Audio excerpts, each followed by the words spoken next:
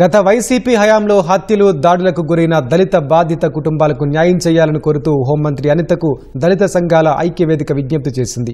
అనకాపల్లి జిల్లా పాయకరావుపేట వచ్చిన హోంమంత్రికి బాధిత కుటుంబాల తరపున దళిత వేదిక రాష్ట్ర కన్వీనర్ భూసి వెంకట్రావు వినతిపత్రం అందజేశారు. డ్రైవర్ సుబ్రహ్మణ్యం హత్య కేసును మరోసారి విచారణ చేయాలని విజ్ఞప్తి చేశారు. కోడికత్తి కేసును ఎన్ఐఏ నుంచి రాష్ట్ర పోలీసులకు బదిలీ చేయాలని కోరారు. సానుకూలంగా స్పందించిన హోంమంత్రి బాధితులకు న్యాయం చేస్తామని హామీ ఇచ్చారు.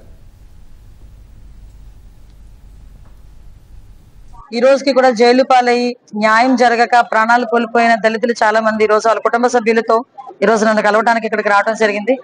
సుబ్రహ్మణ్యం డ్రైవర్ సుబ్రహ్మణ్యం వాళ్ళ పేరెంట్స్, అదే విధంగా మనకి కోడికత్తి శ్రీను వాళ్ళ బ్రదరు, అదే విధంగా మనకి గౌరీ శంకర్ శిరోముండనం కేసు వాళ్ళ కమిటీ వాళ్ళందరూ కూడా ఇక్కడికి రావడం జరిగిందండి. ఇక్కడికి వాళ్ళతో పాటు దళితులు ఎవరైతే అన్యాయం అయిపోయారో లాస్ట్ గవర్నమెంట్ లో వాళ్ళందరూ కూడా ఈ రోజు న్యాయం గురించి మళ్ళా ఈ రోజు మా దగ్గరికి రావడం జరిగింది. ఆల్రెడీ అన్ని కూడా కేసెస్ అన్ని కూడా త్వరితగతిన పూర్తి చేయడానికి ఈ కేసెస్ అన్ని కూడా ఇమీడియట్ గా ఏదైతే పెండింగ్స్ ఉన్నాయో అవన్నీ కూడా పోలీస్ తరపు నుంచి గానీ ప్రాసిక్యూషన్ తరపు నుంచి గానీ ఎటువంటి డిలే లేకుండా చేసే బాధ్యత తీసుకుంటామని వీళ్ళందరికీ కూడా మాట ఇవ్వడం జరిగింది. అతి ముఖ్యంగా ఈ రోజు అనంతబాబు చేసిన హత్య ఏదైతే ఉందో డ్రైవర్ సుబ్రహ్మణ్యం కేసులో అనంతబాబుతో పాటు వాళ్ళ కుటుంబ సభ్యులను కూడా దోషుల కింద గుర్తించాలి అని చెప్పి వీళ్ళు ఒక రిప్రజెంటేషన్ కూడా ఇవ్వడం జరిగింది.